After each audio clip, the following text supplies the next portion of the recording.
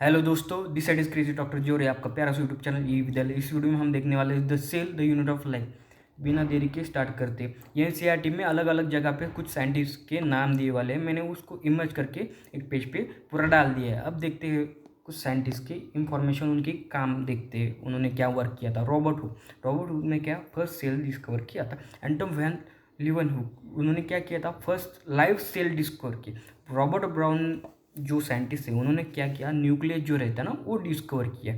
और जो यम स्क्लेडन जो रहते बॉटनिस्ट, ए बॉटनिस्ट है वो, और जो टी स्वयं है वो जूलॉजिस्ट है, उन्होंने दोनों ने मिलकर क्या किया है, सेल थ्योरी दी है। ओके, लेकिन वो एक्सप्लेन नहीं कर पाया कि जो सेल है एग्जैक्टली किससे प्रोड्यूस होती, किससे आती। तो वो प्रोड्यूस करने का काम किया था रॉडॉल्फ विर्चो ने।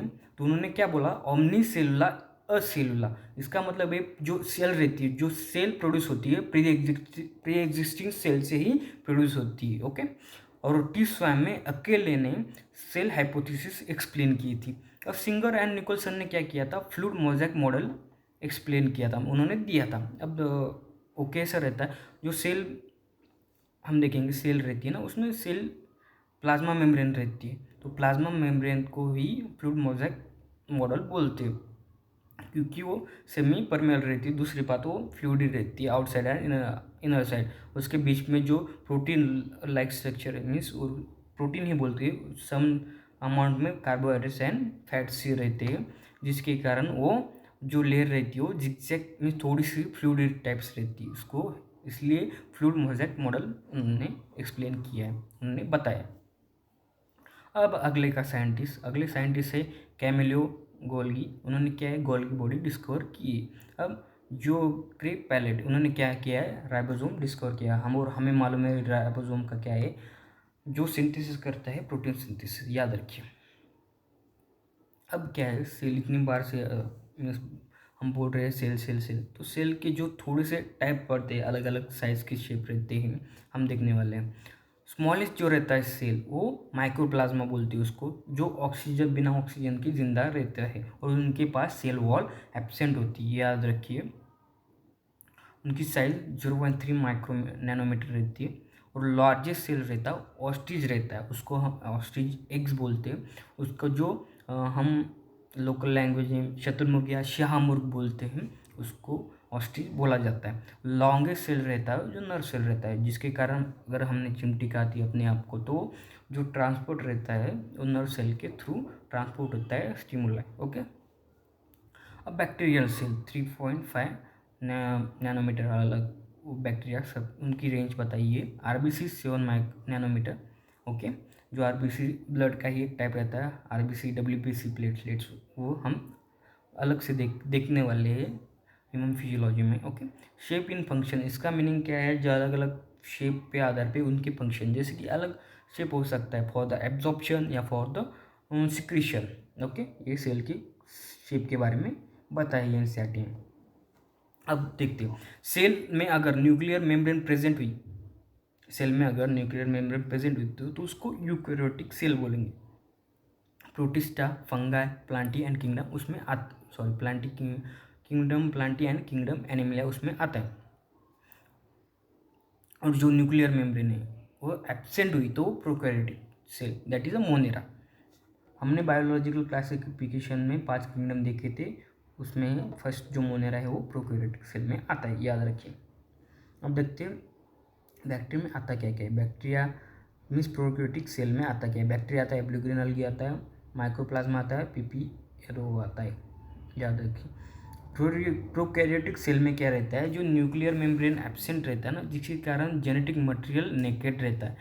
ओके, ध्यान में रखिए ये बात। और बैक्टीरिया, प्रोकैरियोटिक सेल में कुछ बैक्टीरिया की शेप बताइए, नीट में आने वाला नहीं, लेकिन याद रखिए। कोकस स्पेरिकल शेप रहती है, vibrio comma shape, bacillus rods like shape, spirillum spiral shape. ये हमने बायोलॉजिकल क्लासिफिकेशन में देख लिया था, बैक्टीरिया में, मोनेरा में, किंगडम मोनेरा में देख लिया था कि बैक्टीरिया की अलग अलग शेप रहती है। अब जेनेटिक मटेरियल प्रोकैरियोटिक सेल का जेनोमिक मटेरियल नेकेड रहता है, उसके प्लस उसमें प्लाज्मिड नाम का डीएनए प्रेजेंट रहता है, मीन्स जेनेटिक मटेरियल प्रेजेंट रहता है। वो क्या करता है, रेजिस्ट करता है एंटीबॉडीज़ को। अगर हम किल करने की कोशिश करेंगे कुछ बैक्टीरिया को तो वो रेजिस्ट करते हैं, याद रखिए। अब प्लाज्मिड कैसा है, स्मॉल रहता है, सर्कुलर रहता है और नेकेड रहता है। फिर से एक बार मैं बता दूं, प्रोकैरियोटिक सेल में जो नेकेड जेनेटिक मटेरियल रहता है वो जेनोमिक डीएनए प्लस प्लाज्मिड भी रहता है।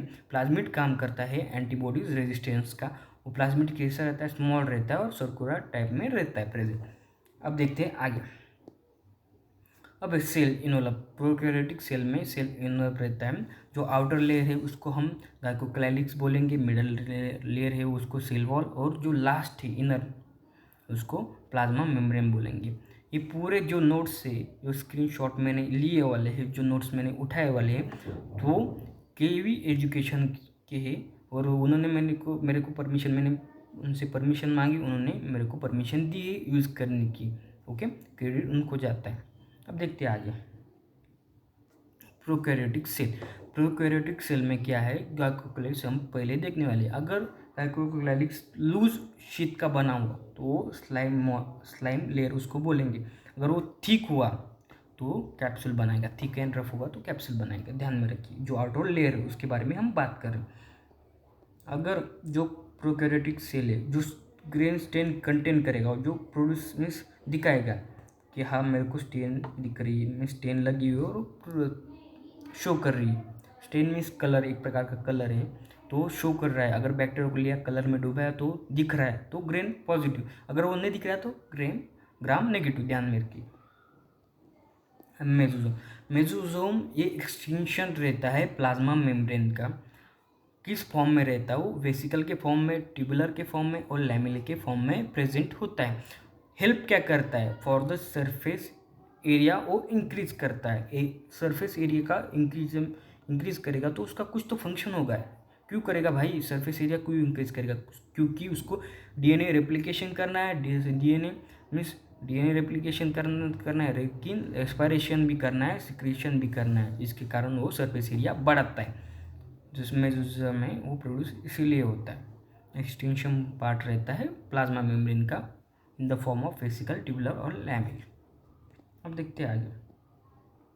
क्रोमेटोफोर, क्रोमेटोफोर मेनली प्रेजेंट रहते सिर्फ साइनोबैक्टीरिया में। अब साइनोबैक्टीरिया क्या है, ब्लू ग्रीन अलगी, ये याद रखिए। There are other membranous extension, membrane का एक्सटेंशन से ही वो बना होता है क्रोमेटोफोर। ओके, ध्यान में रखिए। अब देखते हैं आगे।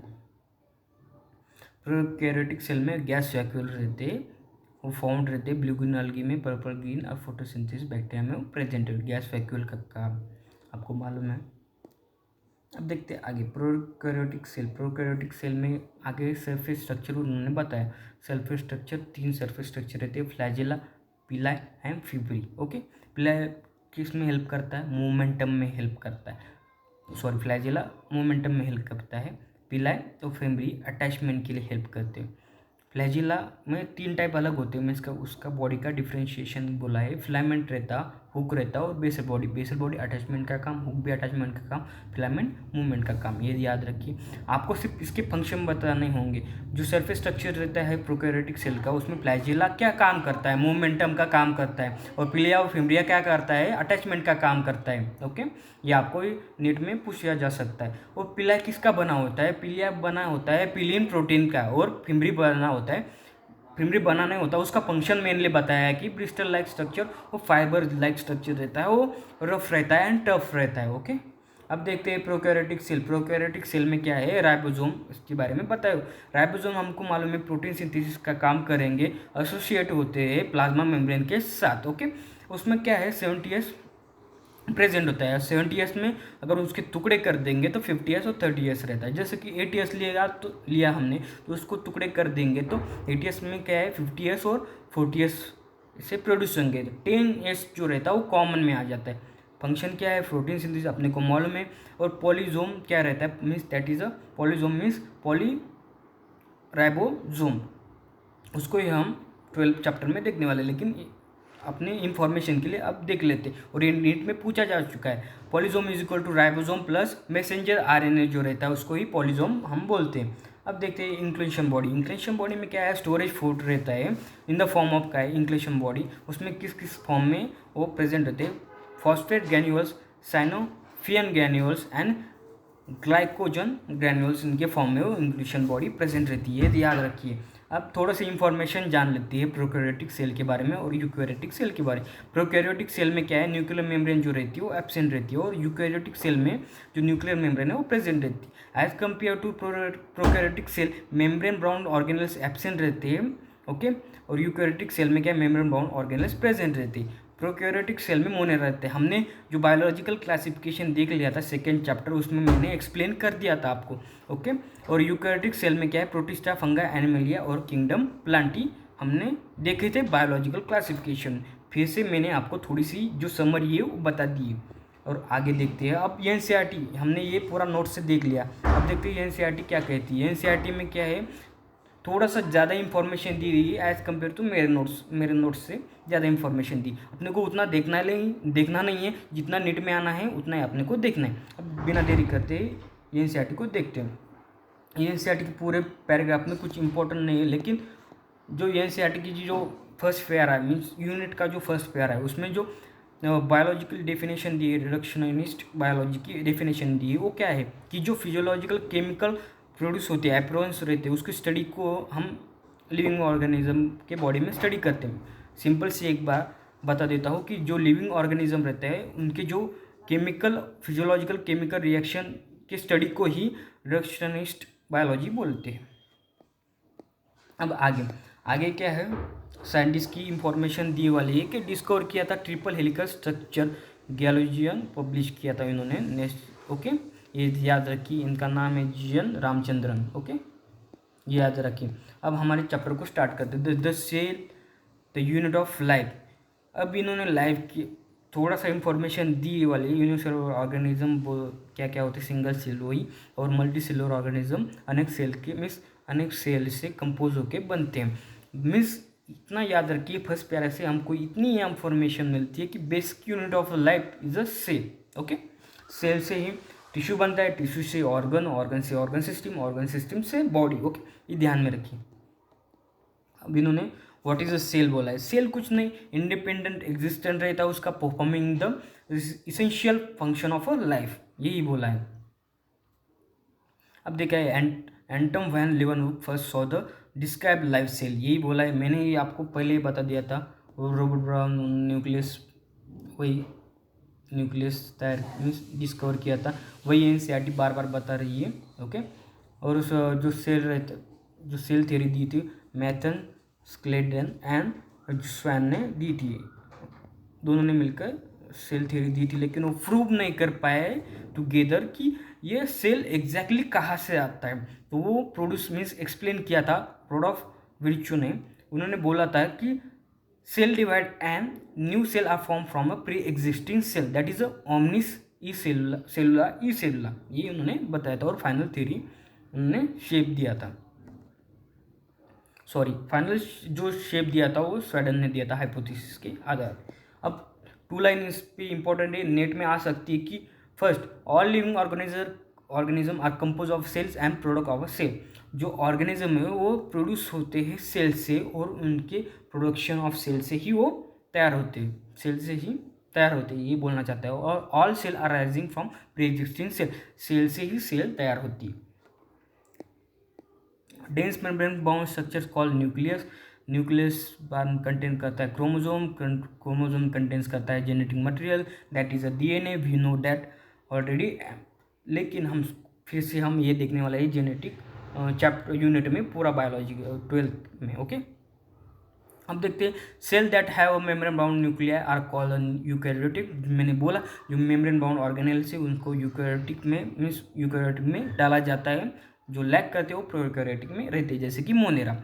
अब सेमी फ्लूइड मैट्रिक्स रहती है उसको साइटोप्लाज्म बोलते हैं। और इन्होंने एनसीईआरटी में मोस्ट इंपॉर्टेंट लाइन है कि जो ऑल एक्टिविटी रहती है, केमिकल एक्टिविटी या फिजिकल जो मीन्स केमिकल की एक्टिविटी रहेगी, जो सेलुलर एक्टिविटी रहेगी, वो मेनली साइटोप्लाज्म में होगी, प्लांट एंड एनिमल सेल में, दोनों में ही, ओके। ये याद रखिए। ये नेट में पिछले बार पूछा जा चुका है और इस बार भी पूछ सकते हैं, इसलिए याद रखिए। अब behind the nucleus eukaryotic cells have other membrane bound distinct structure called organelles. Okay, मैंने अलग अलग प्रकार के पढ़ते, endoplasmic reticulum that is ER, the Golgi complex, lysosomes, mitochondria, microbodies and vacuoles. We know that prokaryotic cells lack such membranes. Okay, membrane bounds organelles prokaryotic में present नहीं रहते, यही बोल रही है एनसीईआरटी, और हमने ये देख लिया था। ये फिर से हमने अपने को सिर्फ समरी देखनी, जानने की ज़रूरत नहीं इतनी। अब देखते हैं आगे। Beside the nucleus eukaryotic cells have other membrane bound distinct structure called organelles, ये हमने फिर से बता दिया था मैंने। अब उसमें जो राइबोसोम रहता है वो नॉन मेम्ब्रेन बाउंड रहता है, वो मीन्स जो सेल रहती है प्रोकैरियोटिक और यूकैरियोटिक, वो दोनों में पाया जाता है। ओके, वो दोनों में मीन्स कॉमन रहता है, और उनका मेन फंक्शन रहता है राइबोसोम का, क्या रहता है, प्रोटीन सिंथेसिस।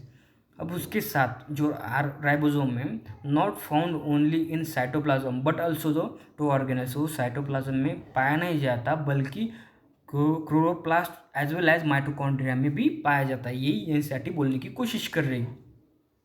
अब आगे क्या, animal cells contains another non membrane organelles that is the centriole. Centriole अपने को मालूम है, ऑर्गेनिजम्स जो एनिमल रहते हैं उसमें सेल डिवीजन का काम करता है। माइक्रोप्लाज्मा स्मॉलेस्ट सेल मैंने बताया था आपको, ये कुछ उनके स्ट्रक्चर है, nerve cell, ostrich, RBC, WBC, longs narrow epithelium cell that is corneal epithelium, nerve cell है, आप देख सकते हैं। अब देखते हैं प्रोकैरियोटिक सेल। इस वीडियो में हम प्रोकैरियोटिक सेल देखेंगे, यूकैरियोटिक सेल आगे के वीडियो में हम पूरा खत्म कर देंगे। Generally small and multiple more rapidly than the eukaryotic cell, small होने के कारण उनका रैपिड रिडक्शन ज़्यादा फास्ट होता है, और उनकी जो इंटरनल जो ऑर्गन रहते हैं, ऑर्गेनेल्स रहते हैं, वो ज़्यादा मॉडिफाइड होने, ज़्यादा डेवलप नहीं होने के कारण नहीं होते उनकी, इसलिए कारण वो ज़्यादा रैपिडली फास्ट डिवाइड करते हैं। The 4 basic shape of bacteria are bacillus, coccus, vibrio, शीप एंड स्पाइरल, ये हमने देख लिया था। अब prokaryotic have cell wall surrounding structure, cell membrane except in microplasma, microplasma में सेल वॉल नहीं होती, मैंने आपको पहले ही बता दिया था। No well defined nucleus, defined nucleus क्यों नहीं होता, क्योंकि सेल न्यूक्लियर मेम्ब्रेन प्रेजेंट ही नहीं थी, तो न्यूक्लियस कैसा डिफाइन होगा उनका। Small circular DNA outside the genomic DNA that is a plasmid, मैंने बोला था जेनेटिक DNA के साथ प्लाज्मिड भी प्रेजेंट होता है, सर्कुलर होता है और नेकेड रहता है, वो भी ध्यान में रखिए। अब एनसीईआरटी माता क्या बोल रही है कि prokaryotic having something unique in form of inclusion, the specific differential form the cell membrane called mesosome. Mesosome जो सेल मेम्ब्रेन रहती है उसका एक्सटेंशन, थोड़ा थोड़ा पार्ट बाहर आ जाता है, उसको ही मेसोसोम बोलते हैं। कैरेक्टरिस्टिक फीचर रहता है प्रोकैरियोटिक का। ओके, ये याद रखिए, इन फोल्डिंग्स ऑफ सेल मेम्ब्रेन। वही अपने को माइटोकॉन्ड्रिया मालूम है, जस्ट माइटोकॉन्ड्रिया कैसा टेढ़ा मेढ़ा शेप बनता है, just like that. Okay, mesosome पाया जाता है प्रोकैरियोटिक सेल में। अब आगे सेल इनवॉल्व इट मॉडिफिकेशन, हमने बोला था आउटर मोस्ट जो रहता है गाइकोकलेक्स उसको बोलते हैं। उसके बाद जो रहता है प्लाज्मा मेम्ब्रेन, और इनर जो रहता इनर जो रहता प्लाज्मा मेम्ब्रेन रहता है, और जो आउटर मोस्ट रहता है वो गाइकोकलेक्स रहता है, और जो मिडल रहता है वो सेल वॉल रहती है। और सिंगल प्रोटेक्टिव यूनिट रहता है, याद रखिए सेलिंग प्रोड्यूसर ग्राम पॉजिटिव, मैंने बोला, और कलर दिख रहा है तो पॉजिटिव, नहीं दिख रहा तो वह नेगेटिव, सिंपल सी बात है। गाइकोकैलिक्स डिफ्रेंशिएट होता है, अगर लूज शीट हुई तो उसको स्लाइम लेयर बोलेंगे, अगर टफ उसकी लेयर होगी तो उसको कैप्सूल बोलेंगे। सेल वॉल कैसी रहती है, शेप ऑफ सेल कैसी जो स्ट्रॉन्ग रहती है, स्ट्रक्चर सिर्फ सपोर्ट के लिए सेल वॉल रहती है, ध्यान में रखिए। अब प्लाज्मा मेम्ब्रेन क्या रहती है, सेमी परमेबल रहती है नेचर। ओके, ये याद रखिए। उसकी जो हमको सिर्फ यूकैरियोट की सेल मेम्ब्रेन देखनी है, जो उसका कंपोजिशन क्या है, इंपॉर्टेंस क्या है, इसका कुछ एनसीईआरटी में इतना दिया वाला नहीं सेल प्लाज्मा मेम्ब्रेन के बारे में, प्लाज्मा मेम्ब्रेन के बारे में प्रोकैरियोट में, इसलिए अपने को देखना नहीं है, और ज़्यादा जानकारी सेहत के लिए हानिकारक होती है। मेसोसोम क्या है, टाइटली बाउंडेड 3 लेयर स्ट्रक्चर रहता है, ये हमने देखा। वो मेसोसोम क्या रहता है, एक्सटेंशन रहता है in the form of vessels, tubular, lamellae. वो क्या करता है, for the respiration, DNA replication. Okay, इसके लिए ही वो हेल्प करता है। एरिया सरफेस एरिया बढ़ाता है for the absorption and synthesis of enzymes. अभी याद रखिए प्रोकैरियोटिक सेल में साइनोबैक्टीरिया रहता है, there are membrane extension into cytoplasm called chromatophore, मैंने बताया था, वो कंटेन करता है पिगमेंट। अब कुछ बैक्टीरिया फ्लैजिलम रहता है, उसके 3 पार्ट रहते हैं। मीन्स प्रोकैरियोटिक सेल में बैक्टीरिया है, उसका नाम बैक्टीरियल फ्लैजिलम है, सॉरी। तो उसके 3 वो पार्ट में डिवाइड होता है, filament, hook and basal body. Okay, filament उसमें लॉन्गेस्ट पोर्शन रहता है, वो self surface of the outside रहता है, एक्सटेंशन उसका आउटसाइड भी रहता है। Beside the flagella pili and fimbriae also surface structure. Okay, जो फ्लैजिला है उसको छोड़ के फिम्बरी एंड पीला भी स्ट्रक्चर रहते हैं। डू नॉट, वो रोल नहीं करते, मोर्टेलिटी के लिए हेल्प नहीं करते पिला एंड फिम्बरी। पिला क्या करता है, स्पेशल प्रोटीन तैयार करता है। ओके, मैंने बता दिया आपको। फिम्बरी क्या है, फाइबर का बना हुआ होता है, स्ट्रॉन्ग रहता है फॉर अटैचमेंट, ये आपने को बताना था। अब बैक्टीरिया का to rock stream also host tissue, ये अटैचमेंट के लिए हेल्प करती है पिला एंड फिम्बरी। रॉक जो रहता है उसको अटैच रहते हैं with the help of fimbriae and प्यूपला, जो बैक्टीरिया रहती है। अब राइबोसोम एंड इंक्लूसिव राइबोसोम के बारे में, in prokaryotic ribosome are associated with the plasma membrane of a cell, वही बोला मैं, प्लाज्मा मेम्ब्रेन के साथ एसोसिएटेड रहता है राइबोसोम। वो हम पूरा डिटेल देखने वाले यूकैरियोटिक, उसमें जो प्लाज्मा मेम्ब्रेन वो जो रहता है उसमें अगर प्रेजेंट हुआ राइबोसोम, अगर प्रेजेंट हुआ तो उसको हम क्या बोलेंगे, तो हम आगे एक्सप्लेन करने वाले हैं और देखने वाले। वो प्रोटीन सिंथेसिस का मशीनरी रहता है, वो कभी कभी लिपिड भी फॉर्म करता है, वो कभी कभी प्रोटीन भी फॉर्म करता है इन यूकैरियोटिक, वो आगे देखने वाले। इसमें थोड़ी जानकारी दी वाली है प्रोकैरियोटिक राइबोसोम के बारे में, इतना नहीं 70s रहता है, इतना दे वाला है। राइबोसोम क्या है, मैंने प्रोटीन सिंथेसिस करता है, लेकिन यूकैरियोटिक में लिपिड भी प्रोड्यूस करता है, ये याद रखिए, सिंथेसिस करता है, ये याद रखिए। Several ribosomes mainly attach to the single mRNA, उसको ही पॉलीराइबोसोम या पॉलीसोम बोलेंगे। ये 12th में पढ़ना है आपने को, इतना ज़्यादा इम्पोर्टेंट मीन्स नीट के हिसाब से इम्पोर्टेंट है, लेकिन अभी के लिए नहीं। Ribosome polysome translate the mRNA into protein, protein में ट्रांसफर होता है, आपने को देखनी है वो मशीनरी ट्रांसलेशन ट्रांसक्रिप्शन, वो देखना है 12th में, अभी देखना नहीं। इंक्लिनेशन बॉडी क्या है, रिजर्व मटेरियल फॉर्म का स्टोर करता है, जो वेस्ट प्रोडक्ट है वो स्टोर करने का काम करता है in a form of phosphate granules, cyanophycean granules and glycogen granules. याद रखिए, साइनोवैक्यूल्स में पाया जाता मीन्स पाए जाते हैं, इसमें ब्लू ग्रीन अलगी में पाए जाते हैं, पर्पल और ग्रीन फोटोसिंथेसिस बैक्टीरिया में कैश वैक्यूल्स पाए जाते हैं। यूकैरियोटिक सेल हम देखने वाले हैं कल। अगर कुछ आपको प्रॉब्लम हो तो आप मुझे मैसेज कीजिए, मेरा इंस्टाग्राम हैंडल है द क्रेजी डॉक्टर जी, और अपने को अपने को ज्वाइन करना है टेलीग्राम, उसमें मैं रोज़ क्विज़ लेता हूँ, डेली क्विज़ चालू है अपने, आप वहाँ उस पर भी ज्वाइन कर सकते हैं, डिस्क्रिप्शन में आपको लिंक मिल जाएगी। और अगर कोई आपको अच्छा लगा वीडियो तो लाइक कर दीजिए, शेयर कर दीजिए और सब्सक्राइब कर दीजिए। थैंक यू, नेक्स्ट वीडियो में मिलते हैं, तब तक के लिए पढ़ते रहिए।